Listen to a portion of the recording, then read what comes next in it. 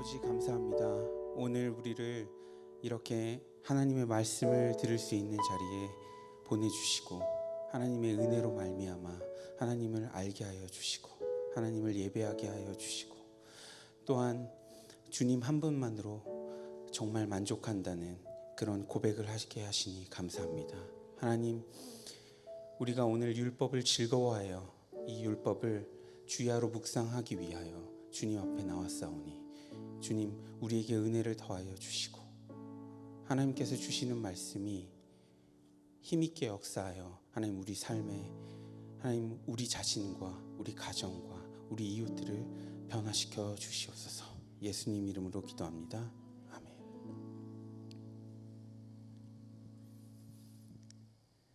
오늘은 담임 목사님께서 출타 중이셔서 제가 대신 말씀을 전하도록 하겠습니다. 오늘 본문 말씀은 시편 1편 1절부터 6절까지 말씀인데요. 우리 한 절씩 교독하도록 하겠습니다. 제가 먼저 읽겠습니다. 복이 있는 사람은 악인들의 꾀를 따르지 아니하며 죄인들의 길에 서지 아니하며 오만한 자들의 자리에 앉지 아니하고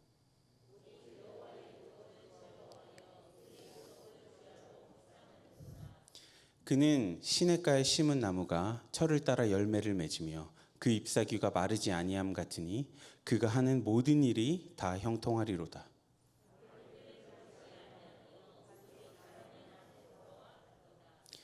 그러므로 악인들은 심판을 견디지 못하며 죄인들이 의인들의 모임에 들지 못하리로다.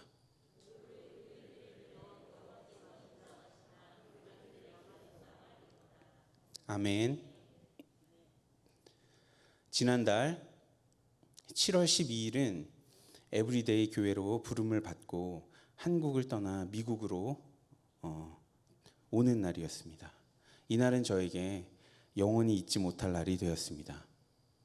저의 출국일이 아버지의 기일이 되었기 때문입니다. 11일, 그러니까 출국 하루 전날 밤 아버지께서는 저에게 오셔서 가슴이 답답하다, 병원에 가야 할 것 같다 라고 하셨습니다. 저는 급하게 아버지를 차에 태우고 서울 삼성병원 응급실로 향했습니다. 아빠는 응급실 침대에 누워서 통증을 호소하시다가도 나 때문에 미안하다 제동아, 네가 내일 미국 가니까 쉬어야 하는데 어떡하냐고 제 걱정을 하셨습니다.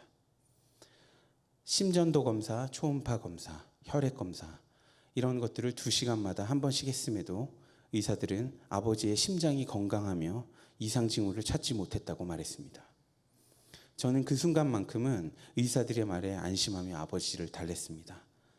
하지만 아버지의 상태는 나빠지기만 했고 병원 측은 진통제 이외에는 그 어떤 조치도 하지 못했습니다. 응급실에서 밤을 새고 아침에 엄마와 보호자 교대를 했습니다. 의사들도 괜찮다고 하니까 저는 엄마에게 아버지를 맡기고 집에 와서 씻고 짐을 챙겨 공항으로 향했습니다. 인천공항 국제선 3층 아시아나항공 카운터에서 수화물의 무게를 막 재려고 하던 참이었습니다. 전화가 울렸습니다. 엄마였습니다. 제동아, 아빠 심장이 멎었어.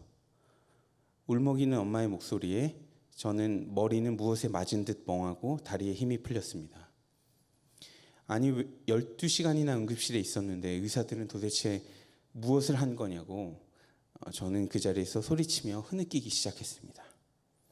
짐을 다시 들고 차에 넣고 인천에서 강남 일원동에 있는 병원으로 향했습니다. 조금 전에 같은 길을 달려왔는데 올 때는 짧기만 하던 길이 반대로 가는 길은 너무도 길게 느껴졌습니다.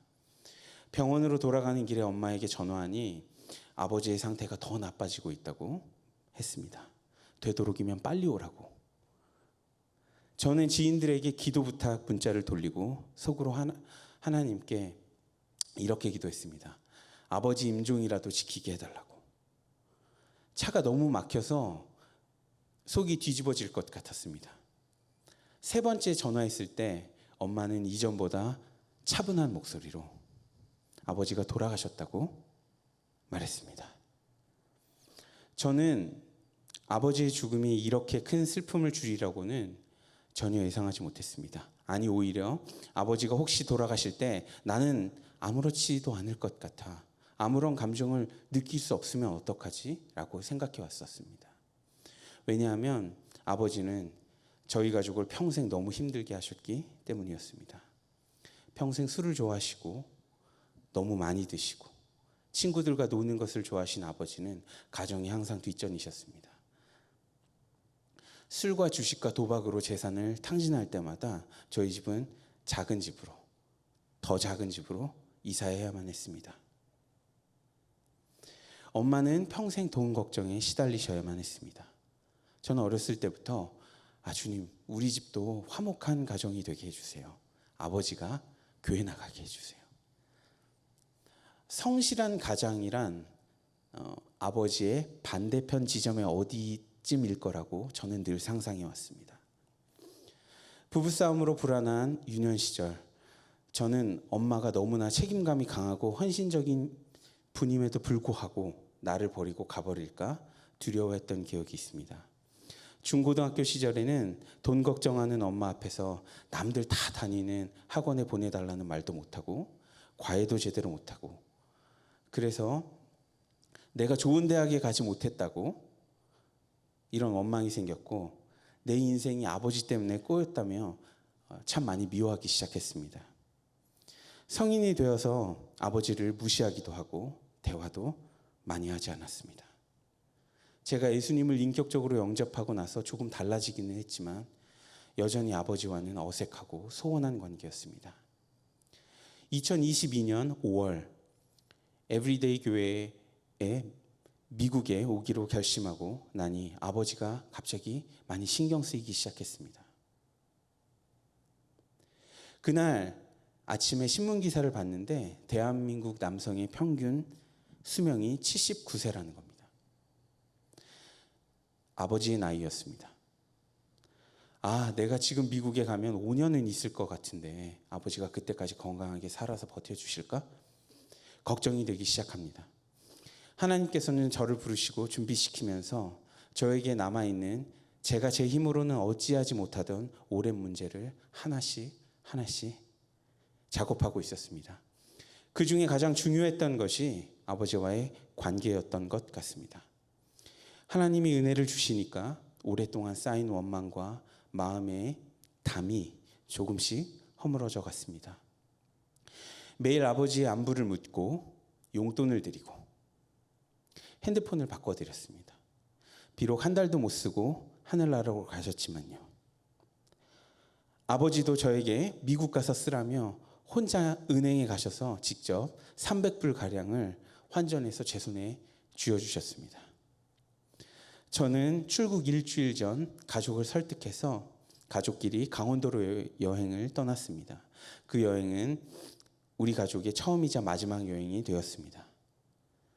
오랜 세월 동안 켜켜이 쌓여왔던 아버지에 대한 화와 미움이라는 견고한 벽이 교회의 부르심에 순종하여 떠남과 헤어짐의 사이에서 서서히 녹아내리기 시작했습니다. 하나님은 제가 미국이라는 땅을 밟기 전에 제가 오랫동안 스스로 해결하지 못한 문제, 즉 아버지와의 관계를 해결해 주셨습니다. 저는 이것을 은혜라고 마음에 새겼습니다. 아마 제가 부르심에 순종해서 서울을 떠나지 않았다면 아직도 절대로 풀지 못했을 것입니다. 인천공항에서 영종대교를 건너 막히는 차들을 뒤로 하고 저와 저희 형은 병원 응급실에 도착했습니다. 응급실 보호자 대기실에는 엄마 혼자 앉아 계셨어요. 우리 세 명은 응급실 한켠에 창고처럼 쓰는 작은 방으로 들어갔습니다. 그곳에 있는 아버지가 은빛 철제 침상에 머리끝까지 이불을 덮어 쓴 채 누워 계셨습니다. 떨리는 손으로 이불을 벗겨 허리춤까지 내리고 아버지의 얼굴을 응시했습니다. 생각했던 것과는 다르게 아버지는 무척 평온한 표정을 하고 계셨어요. 마치 낮잠을 주무시는 것 같고 금방이라도 일어나서 저에게 제동아 너 왜 미국행 비행기 타지 않고 여기 왔냐고 말씀하실 것만 같았어요. 아침에 바로 저에게 그 말을 하셨거든요. 아직 피부도 따뜻하고 부드러웠습니다. 엄마와 나와 형은 하나같이 침상에 누운 아버지를 향해 미안하다는 말을 쏟아냈습니다. 여보, 그동안 모진 말들을 쏟아내서 미안해. 아버지, 그동안 미워해서 너무 죄송해요. 아빠, 세상에서 사는 동안 너무 힘드셨죠? 수고 많으셨어요. 아버지의 죽음은 우리로 하여금 아버지의 잘못을 망각하게 만들었습니다. 우리는 아무도 아버지를 원망하거나 욕하거나 탓하지 못했습니다. 저는 생각했습니다. 이래서 죽음이 우리에게 꼭 필요한 것인가? 절대로 사라지지 않을 것만 같던 미움이 사라지고 그토록 애써도 하지 못하던 용서가 저절로 되니 말입니다. 저는 태어나서 처음으로 상주의 자격으로 장례를 치르고 조문을 받기 시작했습니다. 교회와 아버지의 지인들, 친척들, 친구들에게 연락을 하기 시작했습니다. 아버지가 돌아가셨다고. 에브리데이 교회에서 큼지막한 조화를 보내주셨습니다. 이 자리를 빌어 담임 목사님과 교회에 감사함을 전합니다. 조화를 바라볼 때마다 많은 위로가 되었다고 말씀드리고 싶습니다. 장례식을 상주로 치르는 것이 처음이라 이것저것 신경 쓰고 결정해야 될 것이 많았습니다. 그래서 바쁘니까 잠시 슬프던 감정이 잊혀지고 일을 처리하며 조문객들을 맞이했습니다. 하나님은 여기에서 저의 또 다른 제가 해결하지 못한 문제들을 보여주셨습니다. 제동아, 아버지와의 관계가 다가 아니잖아. 다 해결하고 가라고 다독여 주시는 듯 했습니다. 그동안 다투거나 오해가 있었거나 이런저런 이유들로 멀어진 친척들, 친구들, 동료 사역자들, 지인들을 대면하게 하셨습니다. 전문 용어로 손절했던 인간들이 제 눈앞에 등장하니 어색하고 당황스럽게 짝이 없었습니다. 조문하러 왔다는데 상복 입은 채로 도망갈 수도 없고 참 난감했습니다. 그들과 그동안 쌓인 얘기들을 하며 저 역시 제 힘으로는 절대 풀 수 없었던 매듭들을 주께서 한 올 한 올 정성스럽게 풀어주셨습니다. 그렇게 저는 한국 땅에서 묶여있던 여러 관계들을 평생 동안 나를 괴롭혔던 아버지와의 관계를 해결해 주시는 주님의 은혜를 경험했습니다. 장례를 마치고 주민센터에 가서 아버지의 사망신고를 했습니다. 그곳에서 일하시는 공무원께서는 아버지의 재산을 알려주겠다고 하셨습니다. 아버지 조회를 하시더니 아버지가 남기신 부동산은요 없고요. 아버지께서 남기신 자동차 없고요. 아버지께서 남기신 비즈니스도 없으세요. 이렇게 얘기하셨습니다. 뿐만 아니라 제가 미국 간다고 아버지의 셀폰을 바꿔드렸는데 그러면서 제가 아버지 폰에 인터넷 뱅킹 앱을 깔아드리고 비밀번호 설정도 제가 대신 해드렸거든요.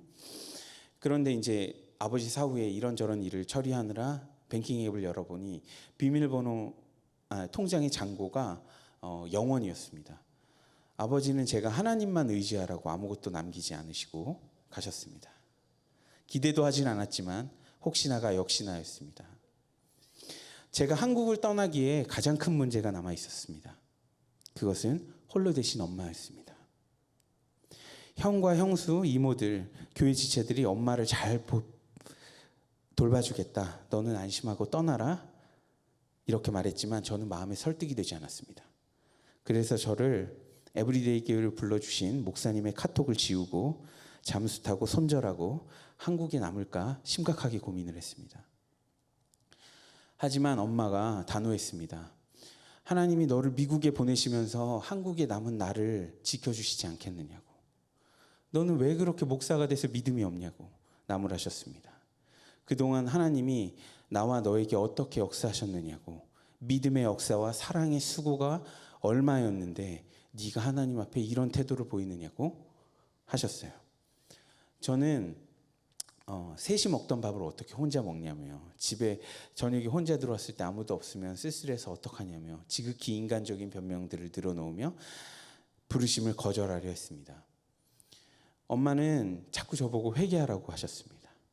그래서 저는 엄마 잔소리가 듣기 싫어서 미국 내가 가준다 그냥 이러면서 엄마의 말에 못 이기는 척 고향을 떠나게 되었습니다. 그렇게 힘들게 LA 공항에 도착했는데 인터뷰를 통과하고 나오니 제 캐리어 하나를 누가 바꿔갔습니다. 전 참 속이 상했습니다.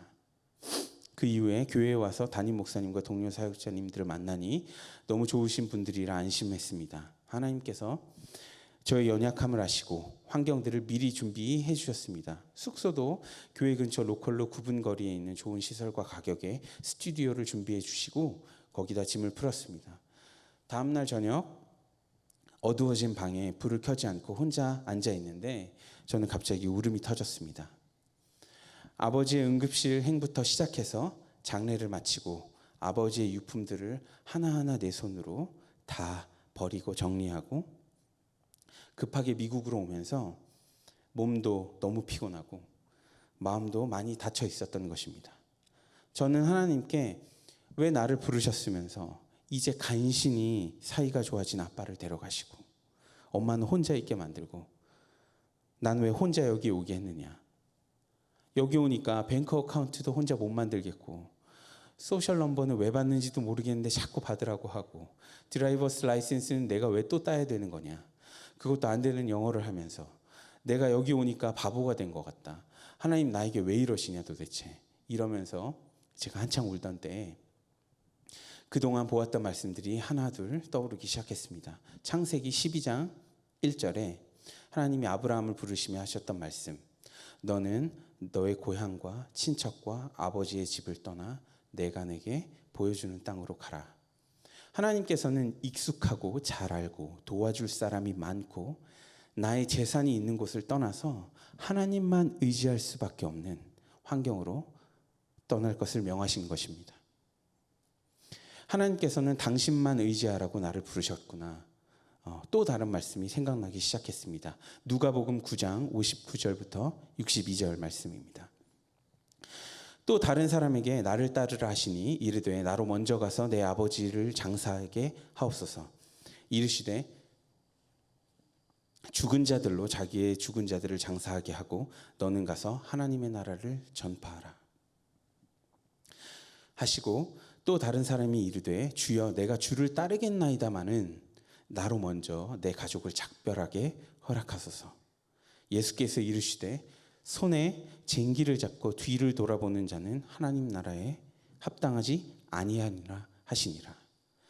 하나님은 저에게 하나님 나라를 전파하라고 부르심을 주셨습니다.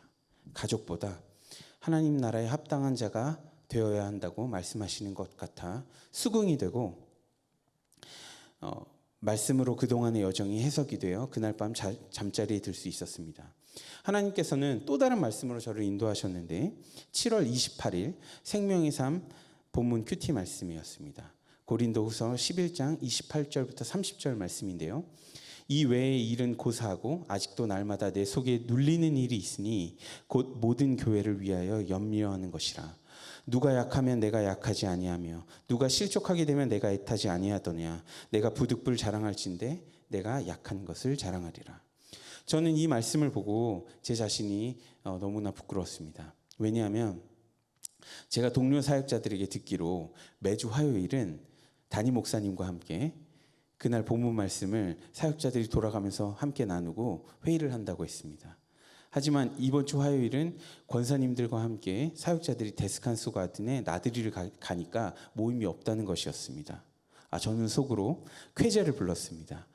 그동안 소홀히 했던 말씀 보고 묵상하는 생활이 소홀히 했던 그 생활이 담임 목사님과 동역하시는 사역자분들에게 들킬까 봐 조마조마했던 참이었기 때문이었습니다.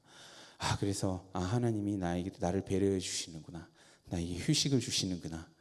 하며 권사님들과 차에서 재미있게 수다를 떨면서 기분 좋게 공원을 거닐던 참이었습니다. 그때 담임 목사님께서 목회자들에게 공지를 주셨는데 8월 3일 김재동 목사 본인 속의 간증을 포함해서 예배를 인도해 주세요. 저는 갑자기 아름답던 공원이 싫어지고 입맛이 없어지고 표정이 썩어가고 그랬습니다. 속으로 난 아직 많이 힘들고 적응도 못했는데 어떡하지? 주님은 내가 편안히 노는 꼴을 못 보시는 거 아니냐? 하나님은 하지만 말씀에서 고린도후서 11장에서 사도 바울은 40에서 하나 감한매를 5번 맞고 돌로 맞고 파선하고 강도당하고 수고하고 애쓰고 잠도 못 잤고 못 먹고 춥고 헐벗으시면서도 오로지 생각하시는 것이 교회를 위한 걱정이요, 성도와 지체들이 약해질까, 실족할까 애가 타셨습니다. 그 어디에도 자신의 환경을 불평하거나 주님을 탓하는 모습을 볼 수 없습니다. 전 이 말씀을 보면서 부끄러웠습니다. 물론 감히 제가 어떻게 사도 바울과 저를 비교하겠습니까? 평범하디 평범한, 아니 부족한 한 사람의 사역자로서도 이 말씀 앞에 서기가 참 부끄러웠습니다. 저희 불평과 하나님을 향한 원망을 회개했습니다. 하나님 죄송합니다. 전 진짜 사역자도 아닙니다. 전 악하고 무익한 종입니다. 제가 주님 앞에서 회개하고 말씀대로 저의 약함을 설교에 담아 약한 것을 자랑하겠습니다. 그래서 나의 약함에 강하신 그리스도가 조금이라도 드러날 수 있다면 제가 기꺼이 이 일을 감당하겠습니다. 제가 저의 약함만을 온전히 자랑할 수 있도록 주님 도와주시옵소서. 이렇게 기도했습니다. 7월 11일 자정부터 아버지가 응급실에 입원하시던 날부터 오늘까지 저의 삶을 간증했습니다. 아버지와의 극적인 화해, 용서, 그리고 죽음, 상주로 장례식을 치르고 돌아가신 아버지의 유품을 내 손으로 다 내어버리던 일들, 홀로 어머니를 한국 땅에 남겨두는 일, 익숙하고 편하고 잘 아는 고향을 떠나오는 일, 새로운 교회와 사람들에 적응하는 일, 미국이라는 나라에 살며 안 되는 영어로 좌충우돌하는 일들까지 저에게는 무엇 하나 쉽지 않고 하기 어렵고 하고 싶지 않은 일들의 연속이었습니다. 하지만 저는 스스로 복이 있는 사람이라고 생각합니다. 더 나아가서는 지난 몇 주 동안도, 그동안의 세월도 형통한 삶을 살게 해주셨다고 고백할 수 있습니다. 왜냐하면 말씀이 저를 인도해 주셨기 때문입니다. 복이 있다, 형통하다, 이런 말은 인생에 고난이 오지 않는다는 말이 아닙니다. 좋은 일만 일어난다는 뜻이 아닙니다. 나에게 어떤 환경과 문제가 나를 애워싸도 그 환경과 문제를 하나님이 주신 말씀으로 초월한다는 뜻입니다. 말씀으로 내가 가진 환경이 달라지거나 해결되는 것이 아니라 말씀이 나의 문제와 환경을 넘어서게 해주신다는 것입니다. 하나님의 말씀이 나의 환경과 문제를 초월하여 나를 지배하고 인도할 때에 우리는 진정 복된 사람이며 그 인생은 진정 형통한 인생이라는 것입니다. 문제가 없는 인생이 복된 인생이 아니고, 아프지 않은 인생이 복된 인생이 아니고, 하는 일이 잘 풀려야만 형통한 것이 아닙니다. 어떤 환경과 상황에서도 내가 들은 말씀, 내가 본 말씀이 있느냐 없느냐의 문제입니다. 오늘 본문 말씀은 복이 있는 자로 시작해서 악인은 망하리로다 라는 말로 끝이 납니다. 한마디로 말해서 복으로 시작해서 망한다로 끝납니다. 우리는 모두 복을 받고 싶고 그 누구도 망하고 싶은 사람은 없습니다. 무엇이 복과 망함의 결과를 초래했으며 복과 망함 사이에는 어떤 간극이 있는 것일까요? 우리 다 함께 본문을 살펴보겠습니다. 1절에 보시면 복이 있는 사람은 세 가지를 하지 않고 한 가지를 하는 사람이라고 되어 있습니다. 제가 한국에서 입시 과외 선생이었는데 학생들에게 늘 말했습니다. 줄을 치는 것을 보면 그 사람의 학습 능력을 알 수 있다고. 제가 1절에 줄을 친다면 이렇게 치겠습니다.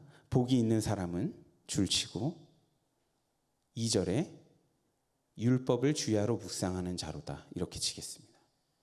복이 있는 사람은 율법을 주야로 묵상하는 자라는 것입니다.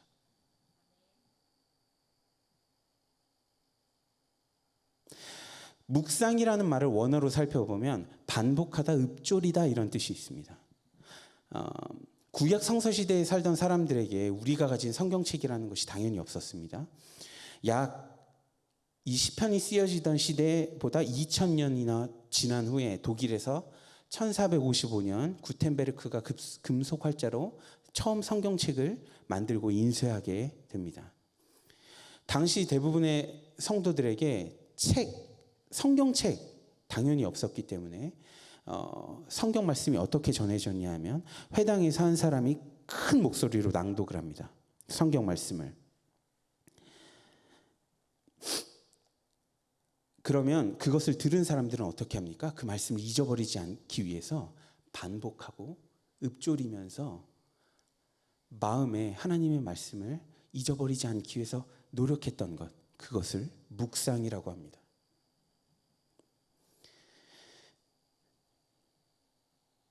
묵상하면, 그러니까 반복해서 보고 읊조리면 그것도 데이 앤 나잇으로, 그렇게 하는 사람은 당연히 말씀에 영향을 받게 됩니다. 그의 생각과 감정과 가치관이 하나님의 은혜 아래 놓이게 됩니다. 우리는 우리가 묵상하는 것에 영향을 받고 살아갑니다. 에브리데이 교회는 생명의 삶으로 큐티를 하고 있습니다. 주일부터 토요일까지 유튜브로 그날의 말씀이 올라옵니다. 어떻게 매일매일 아침 저녁으로 말씀을 묵상할 수 있느냐라고 하시기보다 아침에 일어나서 프레시한 커피와 함께 큐티식을 펴시던지 새벽 예배를 나오셔도 좋고요. 출근길에 차에서 음악 대신 에브리데이 교회 유튜브 새벽 말씀이라도 들어보시면 어떨까요? 자기 전에는 침대 곁에 놓아둔 성경이나 큐티책을 보면서 오늘 하루는 내가 말씀대로 하나님 뜻대로 살았었나? 하고 돌아보고 간단히 기도하고 잠들면 어떨까요? 저는 여러분들에게 묻겠습니다. 여러분들은 복이 있는 자입니까?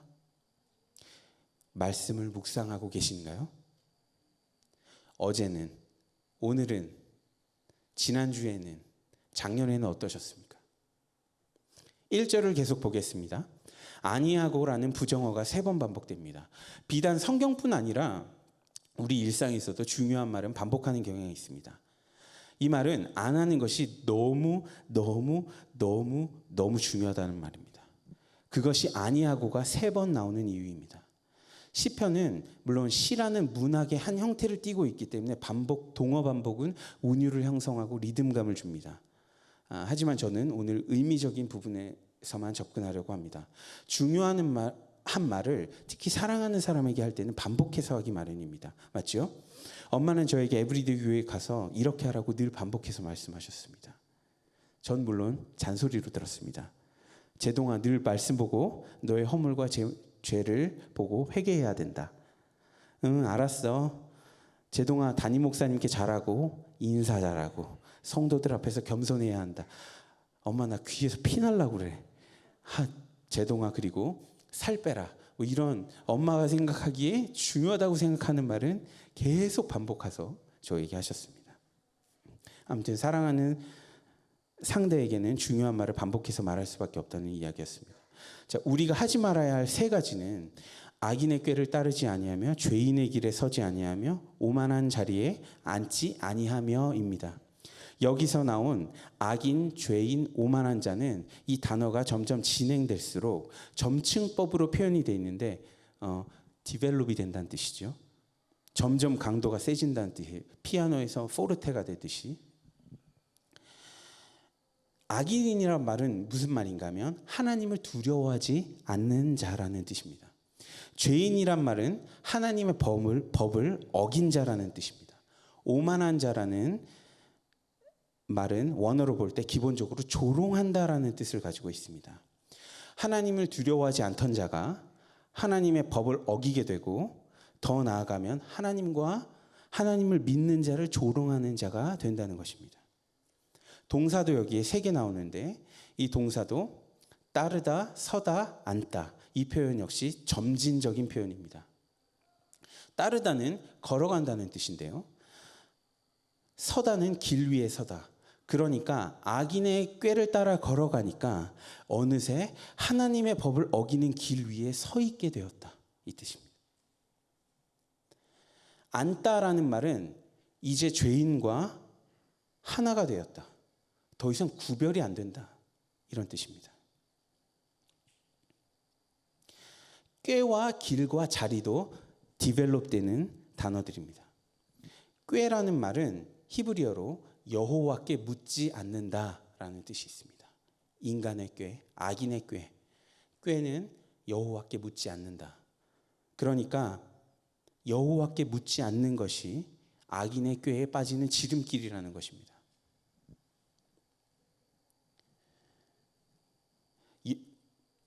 길, 시편은 인생 길에 대해서 이야기합니다. 그러니까 악인의 꾀를 한번 따르기 시작하면 어느새 나의 인생이 죄인들의 길에 서 있게 된다는 것입니다. 그러다가 오만한 자리에까지 다다르게 된다. 성경이 말하고자 하는 포인트는 이것입니다. 무엇이 미치는 영향 vs 무엇이 미치는 영향. 존 파이퍼 목사님은 시편 1편에 대해서 이렇게 말했습니다. 시편 기자가 우리의 마음을 빚는 두 가지 방식을 대조하고 있는데 그는 우리에게 이렇게 질문하죠. 당신의 생각과 감정이 악인과 죄인과 오만한 나에 의해 빚어지게 할 것인가? 아니면 주님의 교훈에 의해 빚어지게 할 것인가? 세상으로 대표되는 악인, 죄인, 오만한 자, 그것에 관심을 두면, 세상에 관심을 두면 세상의 방식을 기뻐하게 됩니다. 그러므로 세상에 관심을 두는 대신 오직 율법을 즐거워하며 그 율법을 주야로 묵상해야 합니다. 그것을 성경은 복이라고 말하고 있습니다. 복은 사실 성경 밖에서 찾을 수 있는 것이 아닙니다. 절대로. 복이 상황이나 어떤 사건, 이벤트들에 의존한다고 생각하면 안 됩니다. 만일 복이 특정한 상황이나 사건, 환경에서 일어난다고 생각하면 상황에 따라서 우리는 복을 금방 잃어버리고 말 것입니다. 우리 중에 누구도 우리가 주의 깊게 보는 것에서 자유롭지 않습니다. 난 말씀을 잘 보진 않는데 세상 것에도 그렇게 크게 영향받고 살지는 않아. 나는 나거든. 이런 말은 틀렸습니다. 우리는 세상 속에 살면서 세상 사람들이 사는 방식을 바라보고 있습니다. 그리고 영향받고 있습니다. 그리고 세상의 것들을 너무 많이 생각하므로 그런 것들이 우리 내면의 갈망으로 생겨납니다. 이 갈망은 우리가 악인의 꾀를 쫓게 만들고 죄인의 길에 서게 하고 오만한 자리에 앉게 만듭니다. 우리 중 누구도 의무감으로 악인의 꾀를 쫓지는 않습니다. 헌신적으로 죄의 길에 서려고 하지는 않습니다. 그저 세상의 가치관을 묵상한 결과로 그것들을 따라가게 됩니다. 우리의 마음은 우리가 유심히 관찰하고 보고 생각한 것으로 빚어집니다. 우리가 무엇을 묵상하는지에 따라 그것이 우리의 삶을 결정합니다. 1절과 2절을 보았는데요. 1절과 2절은 복 있는 자에 대해서 하나님이 직접적으로 얘기하십니다. 3절 이하부터는 비유로 말씀하십니다. 의인은 시냇가에 심은 나무고 악인은 바람에 나는 겨와 같다. 이렇게 비유하십니다. 간단하게 말해볼까요? 나무와 겨의 차이. 여러분, 나무에게 가장 중요한 것은 위치입니다. 위치. 시냇가, 즉 강가에 있는 흙은, 토양은 찰지고 양분이 많고 단단합니다. 토양만 좋은 것이 아니고 나무가 뿌리를 내릴 때 원뿌리가 먼저 이렇게 길게 나오고 이 원뿌리 옆에 곁가지들이 막 나오게 되는데 이 원뿌리와 곁가지들이 땅에 박히다가 그중 일부가 원뿌리와 곁가지 일부가 실제로 강바닥으로 들어갑니다. 그렇기 때문에 수분을 넉넉하게 공급받아서 극악한 가뭄에도 견딜 수 있게 됩니다. 반면 겨라는 것은 잔존물, 그러니까 남은 것에 불과합니다. 껍데기, 쭉정이. 이것의 특징은 형태가 없다는 겁니다. 뿌리가 없다는 것입니다. 시냇가에 심은 나무는 잎사귀가 푸르름을 자랑하는데 겨는 이런 우아함이 없달까요? 가장 중요한 것은 생명이 없는 것입니다. 악인이 세상에서는 번성하고 크리스천보다 잘 먹고 잘 사는 것 같아 보입니다. 하지만 성경은 그들의 성공은 잠시뿐이라고 말합니다. 죽음 이후에는, 죽음이 다가 아니라 죽음 이후에는 심판이 있다고 말합니다. 그 심판 때에는 악인과 의인은 분리될 것이라고 말합니다. 바람에 나는 겨라고 했는데, 이 바람에 나는 겨라는 표현이 왜 쓰였냐면, 요즘에는 이 추수를 할 때 기계가 콤바인인지 트랙터인지 그런 것들이 이렇게 쭉 가면서 벼를 베면서 묶어가지고 탈곡까지 다 한 번에 하는 기계들이 있죠. 그렇지만 예전에는 낫으로 이렇게 일일이 사람이 손으로 곡식을 베고 그것을 묶은 다음에 자신의 마당으로 가져옵니다. 그래서 넓게 펴고 그것을 키질이라고 하죠.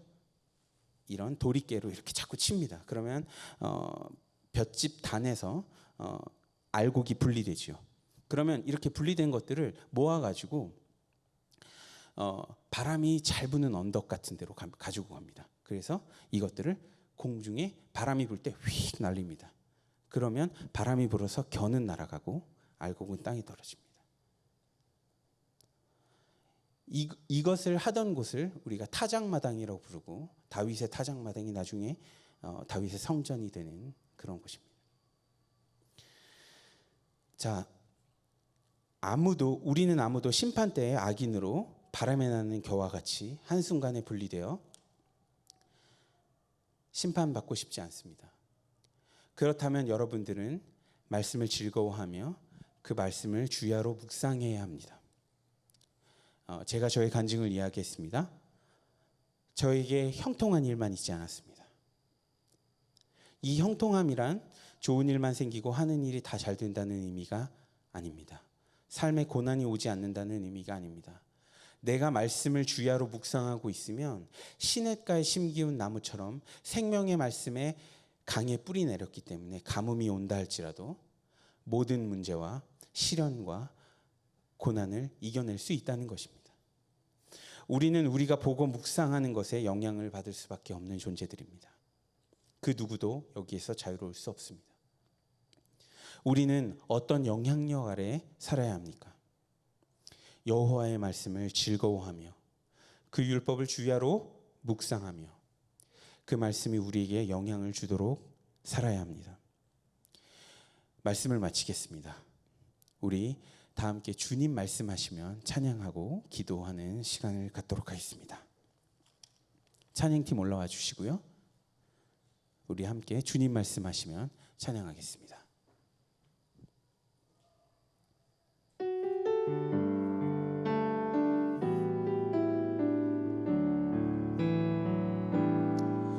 주님 말씀하시면 내가 나가리다. 주님 뜻이 아니면 내가 멈춰서리다. 나의 가고 서는 것 주님 뜻에 있으니 오 주님 나를 이끄소서. 다시 한번 고백하겠습니다. 주님 말씀하시면 내가 나가리다. 주님 뜻이 아니면 내가 멈춰서리다. 나의 가고 서는 것 주님 뜻에 있으니 오 주님 나를 이끄소서. 한 번만 더 고백할까요? 주님 말씀하시면 내가 나가리라. 주님 뜻이 아니면 내가 멈춰서리다. 나의 가고 서는 것 주님 뜻에 있으니 오 주님 나를 이끌소서. 뜻하신 그곳에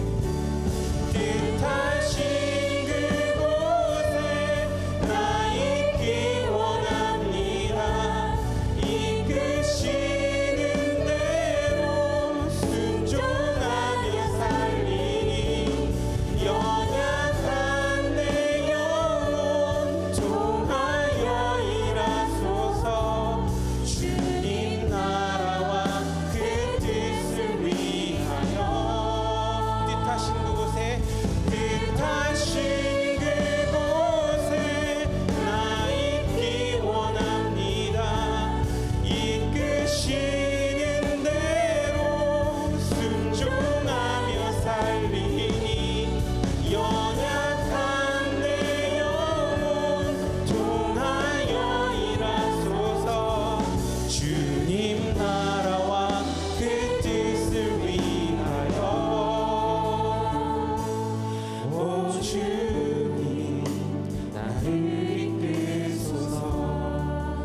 우리 다 함께 기도하겠습니다.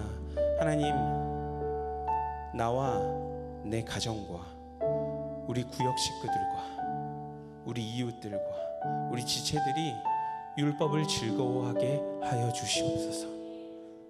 그 무엇보다, 세상의 그 어떤 것들보다 생명의 말씀을 즐거워하게 하여 주시옵소서. 하나님, 우리는 세상 것이 너무 좋으며 하나님, 우리는 너무 연약하오니 하나님께서 우리의 마음을 만지셔서 여호와의 말씀을 즐거워하며 여호와의 율법을 주야로 묵상할 수 있게 해달라고 우리 함께 기도하겠습니다. 하나님, 그리하여 우리가 악한 악인의 꾀에 넘어가지 아니하고 죄인의 길에 서지 아니하고 오만한 자리에 앉지 않게 해달라고 하나님, 나와 우리 가족과 우리 구역 식구들과 우리 지체들을, 우리 교회를 하나님 그렇게 써달라고 우리 다 함께 기도하겠습니다. 하나님 아버지, 감사합니다. 아버지, 우리가 오늘 말씀하여 주신 대로 하나님의 말씀을 즐거워할 수 있도록 주님 도와주시옵소서.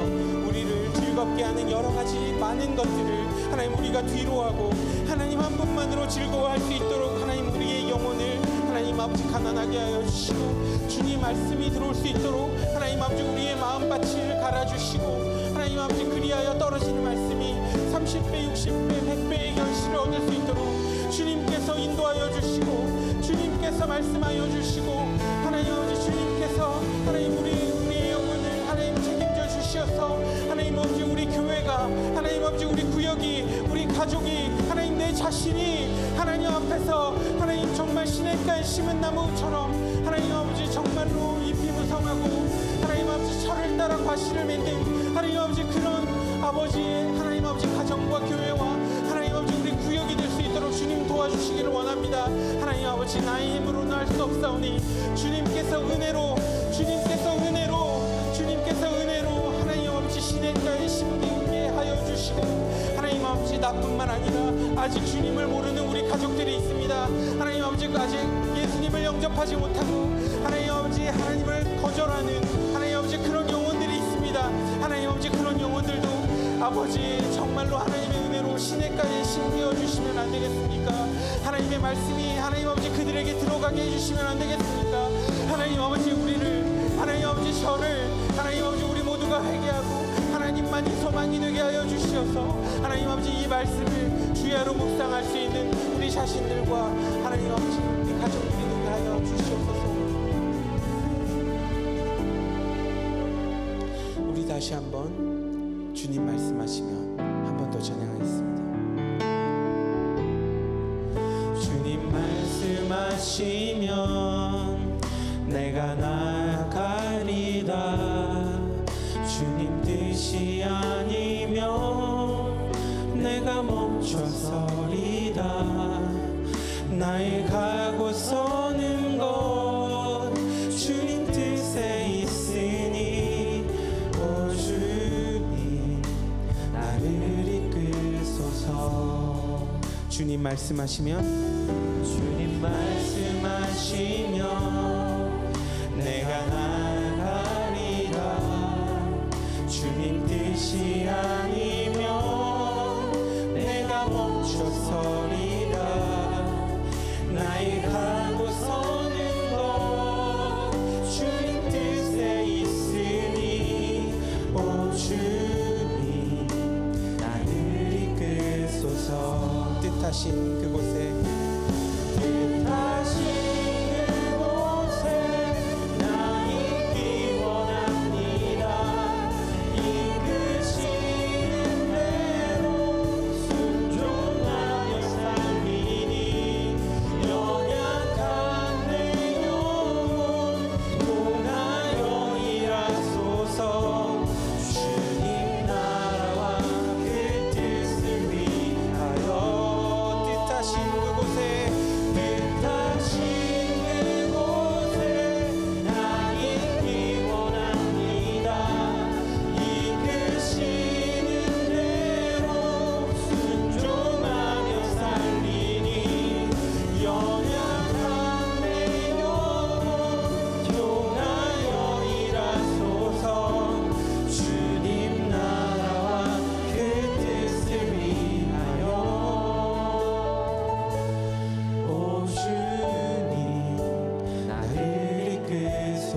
주님 나를 이끄소서. 오 주님 나를 이끄소서. 오 주님, 오 주님 나를 이끄소서. 주님, 복 있는 사람으로 살고 싶습니다. 하나님의 율법을 즐거워합니다. 주야로 묵상하겠습니다. 세상에 살면서 세상을 바라보고 묵상하다가 악인의 꾀와 죄인의 길과 오만한 자리에 앉지 않도록 우리를 지켜주시옵소서. 나와 우리 가족과 내 자녀와 우리 구역 식구들을 지켜주시옵소서. 하나님께서 은혜로 우리를 시냇가에 심기게 해주셨사오니 잘 뿌리 내리고 있다가 철을 따라 과실을 맺고 잎사귀가 마르지 않게 하여 주시옵소서. 아직 주님을 모르는 우리 가족을 은혜의 시냇가에 함께 주시기를 간절히 소원합니다. 유아부부터 청년부에 이르기까지 구역 식구들 한 사람 한 사람에게 이르기까지 말씀을 즐거워하며 묵상할 수 있도록 해주셔서 우리 에브리데이 교회가 하나님의 나라를 세워가는 공동체로 쓰임받게 하여 주시옵소서. 예수님 이름으로 기도합니다.